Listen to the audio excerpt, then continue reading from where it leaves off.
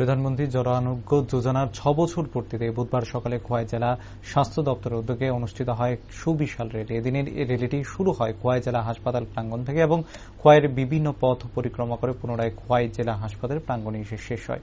এদিনের এই র্যালিতে পা মেলালেন খোয়াই স্বাস্থ্য দপ্তরের মুখ্য আধিকারিক ডক্টর নির্মল সরকার। পাশাপাশি উপস্থিত ছিলেন খোয়াই জেলা হাসপাতালের medical super Mridul Das, district program officer doctor Sudip Roy, খোয়াই জেলার আশাকর্মী সহ খোয়াই জেলা হাসপাতালের স্বাস্থ্যকর্মীরা।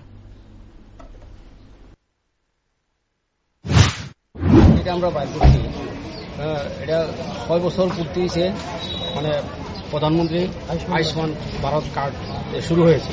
তো এই র্যালির মাধ্যমে আমরা জনগণকে আরও সচেতন করতেছি, যারা এখনো কার্ড করেনি তারা হসপিটালে আসুক এবং কার্ড করুক, এবং এই যে গভর্নমেন্টের এই যে বিশাল সুযোগ সুবিধা, বছরে 5 লাখ টাকার চিকিৎসা এখান থেকে পাওয়া যায়, এই কার্ডটা করলে এই কথাটাই আরও ভালো করে সচেতন করার জন্য আমরা এবার 6 বছর চলছে, প্রোগ্রামটা চলছে, এই কথাটাই প্রচার করার জন্য আমরা আজকে র্যালির আয়োজন করছি। ডিস্ট্রিক্ট হাসপাতালের সঙ্গে আমরা প্রোগ্রাম অফিসার সবাই মিলে আশাদেরকে নিয়ে এই প্রোগ্রামটা করছি।